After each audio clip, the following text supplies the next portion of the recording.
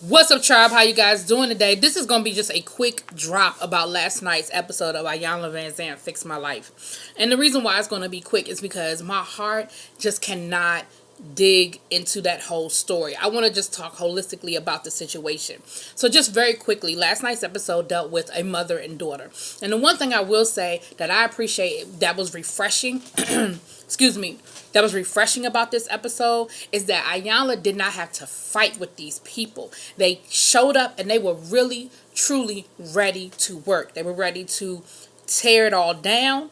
They trusted her. They trusted her process. And even in a couple of moments where they started to pull back, they brought themselves back. And so this is what therapy looks like when people are ready.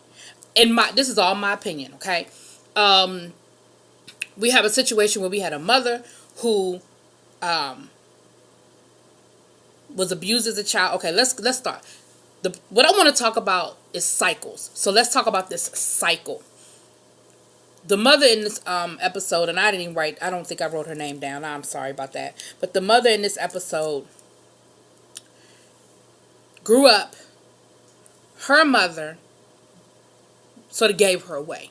We don't know the whole story. All she knows is she went to go live with her grandmother so her mother could get herself together. It was supposed to be temporary. Next thing she know, grandma's adopting her, right? So she feels thrown away. She feels like her mom didn't want her. Then grandma was abusive. Now, was grandma abusive? Yes, grandma was abusive. But was it that old school, I'm going to beat my children into submission abusive?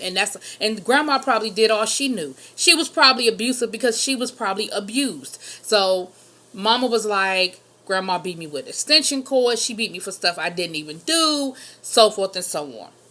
Fast forward, she's an adult now. Well, 19.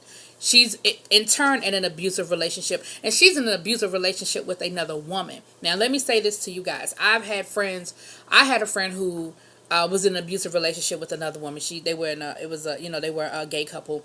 People do not accept, deal with, what's the word I'm looking for? People don't have the same empathy for people who are in domestic relationships in a domestic violence situation in a same-sex marriage. Relationship. I've seen it happen. I had a girlfriend who, really good friend of mine. Her and her girlfriend were in an abusive situation.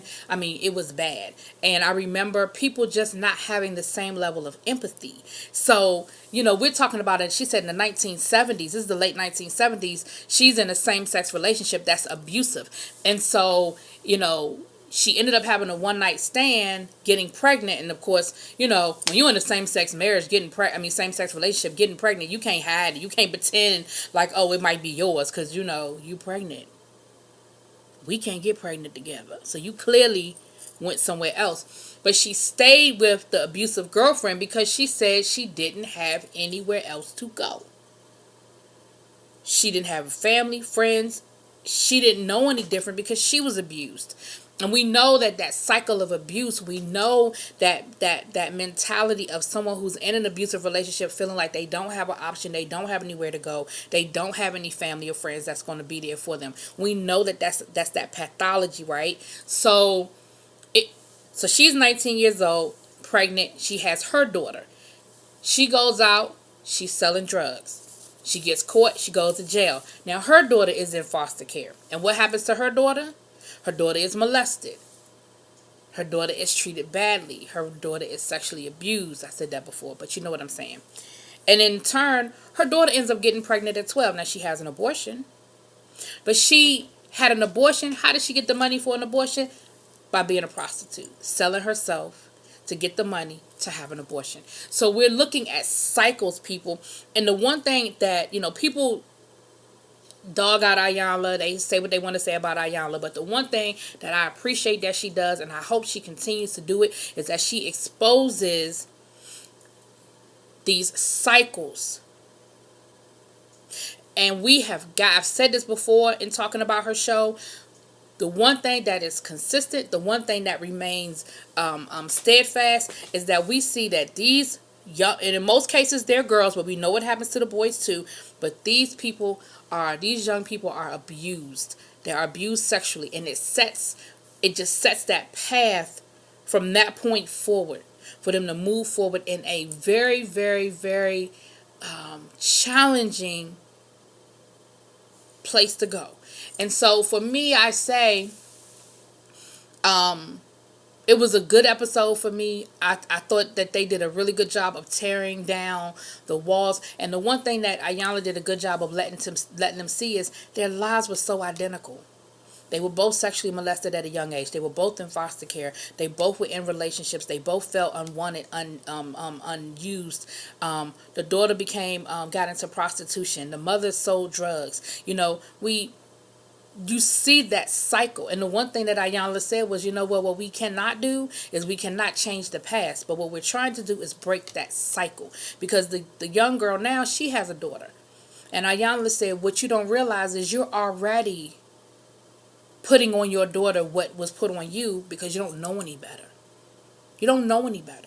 And what I love about this episode was now they said they had a bad relationship, that they would curse each other out and everything else, but we didn't see that there because both of them were ready to win.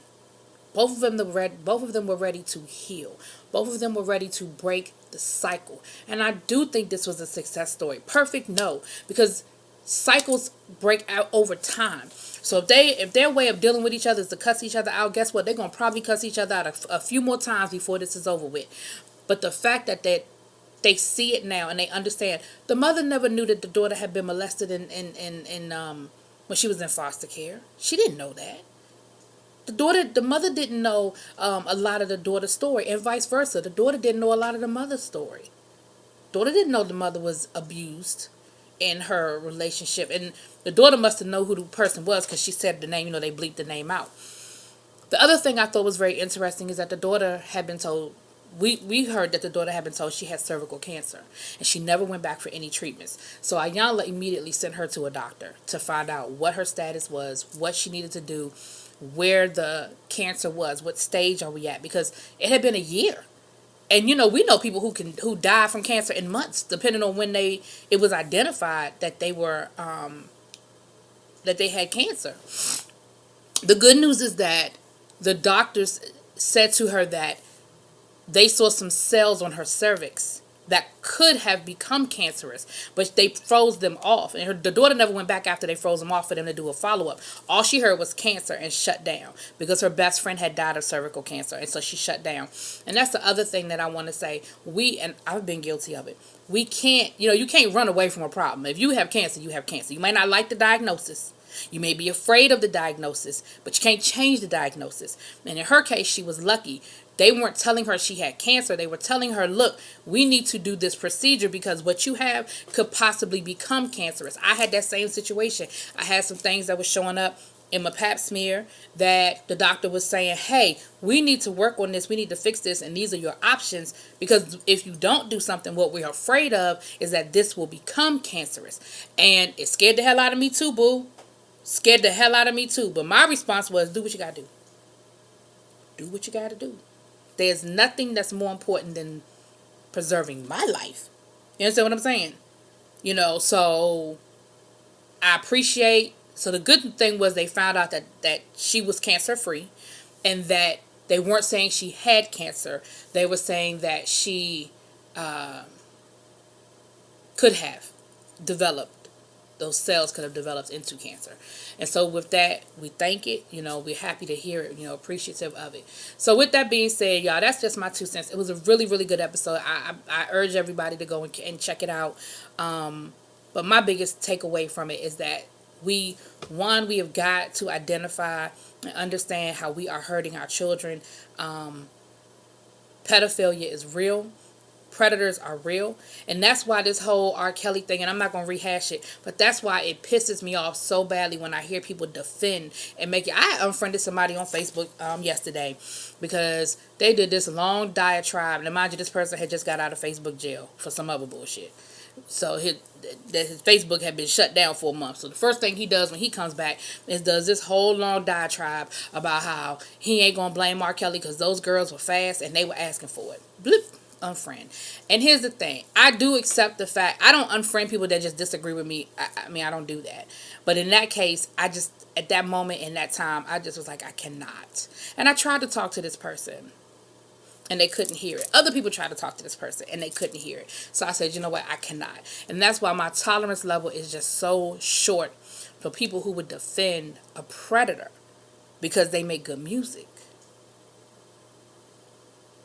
But those same people, and I'm going to talk about this in a few minutes, those same people, they quick to judge everybody else. They quick to question Jesse Smollett's story. They quick to question this and question that. But they'll accept, because they like Step in the Name of Love, they good with the rest of it. Nah, player. Anyway, y'all let me know what y'all think. This is just a quick drop. Drop it in the comments. Peace.